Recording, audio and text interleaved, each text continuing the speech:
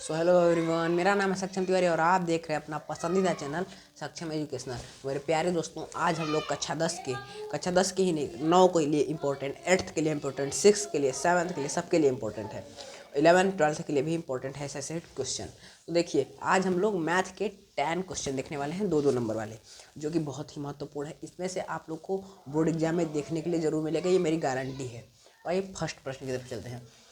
बहुपद x square minus 2x minus 3 के शून्यक होंगे। बहुपद x square minus 2x minus 3 के शून्यक होंगे। देखिए, पहले कुछ नहीं करेंगे, पहले उतारेंगे इसको। X square minus 2x minus 3 बराबर का 0 लिख देंगे। ठीक है, अब करेंगे क्या, 3 का एलसीएम लेंगे। 3 का एलसीएम लेंगे, 3 एक कम 3, फिर 1 को काटेंगे, 1 से 1 के बाद क्या आ रहा है।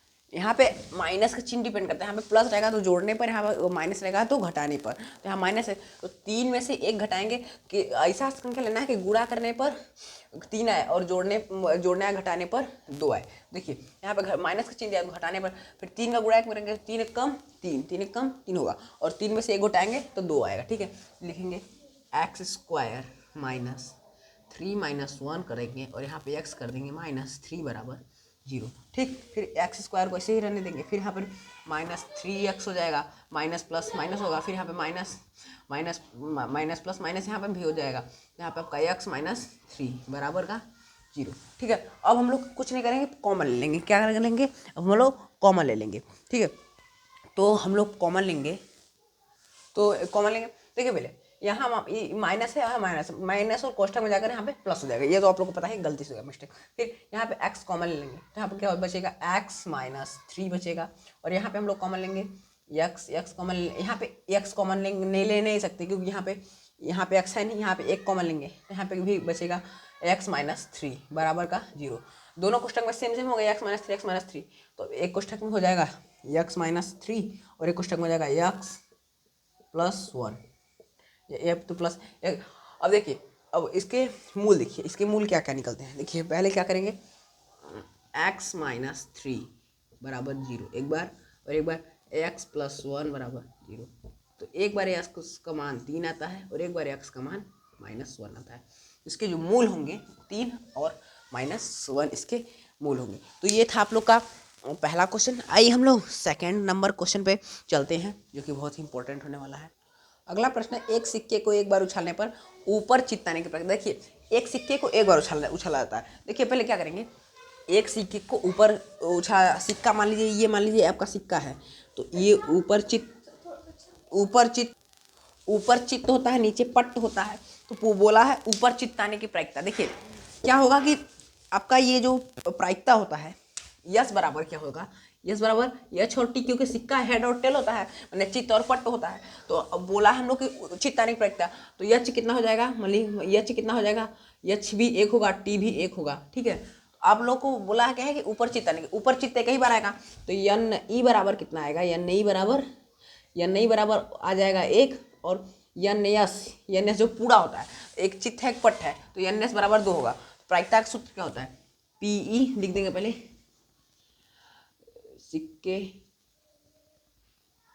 सिक्के पर चित्त आने की प्रायिकता,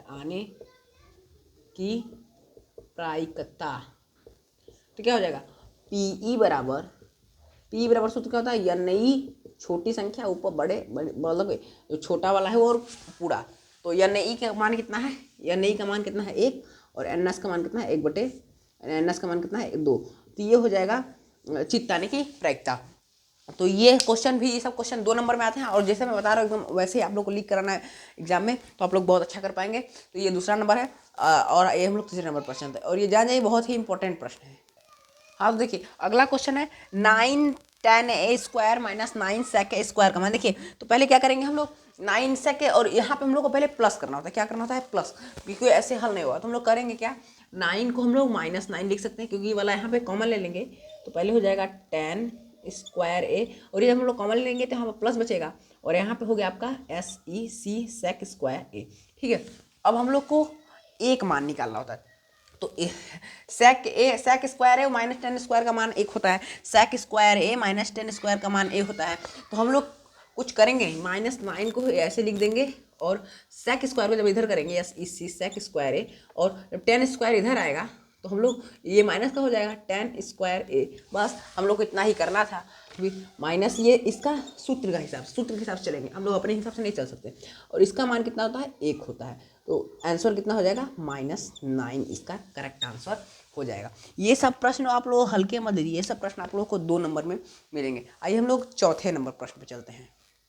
तो देखिए अगला क्वेश्चन है समांतर श्रेणी 1 3 5 7 डैट डैट डैट का 9वां पद क्या होगा। देखिए तो इसके लिए आप लोग बहुत ही लंबे में मत जाया करिए, बस सिंपल सा देखिए ए बराबर कितना दिया है, ए बराबर आप लोग को पता है कि फर्स्ट संख्या है तो ए बराबर 1 होगा। और डी बराबर आप लोग को पता है 5 में से 3 घटाएंगे 2 आएगा, 3 में से 1 घटाएंगे 2 आएगा, तो डी बराबर आप लोग का 2 आप लोग को पता ही है।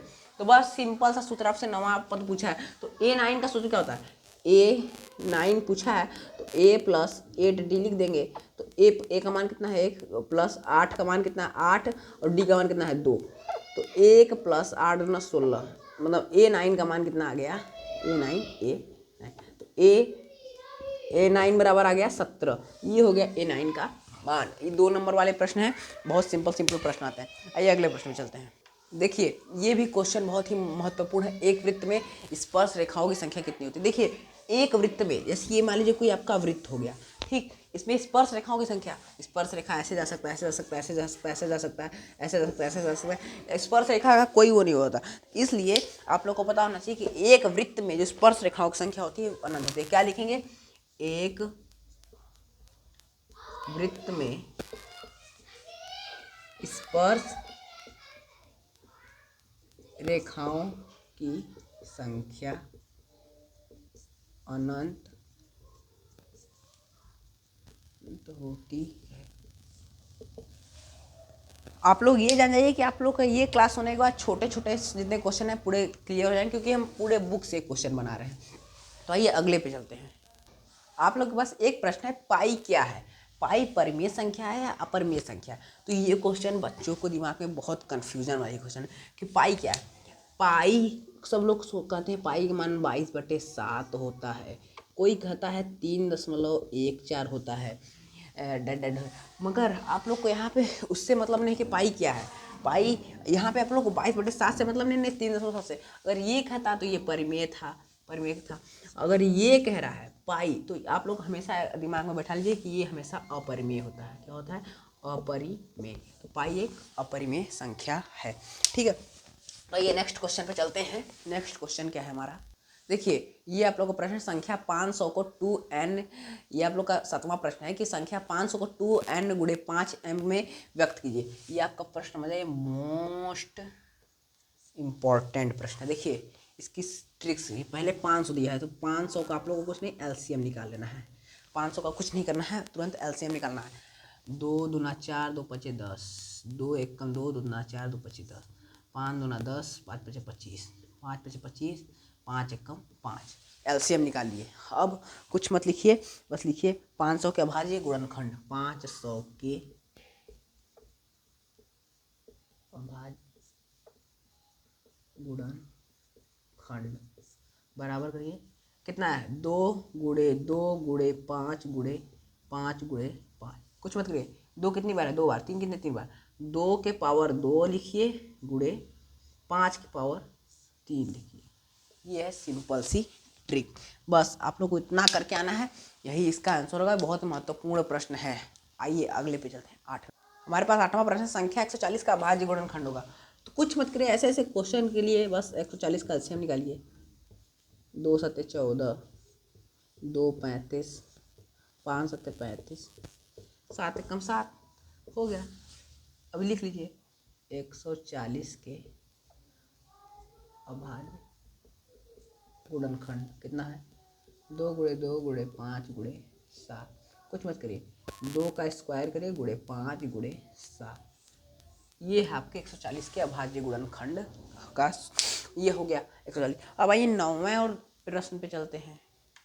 मोस्ट इम्पोर्टेंट प्रश्न, द्विघात समीकरण x square plus b x plus c का विविक्तर होगा। X square plus b x plus c का विविक्तर होगा।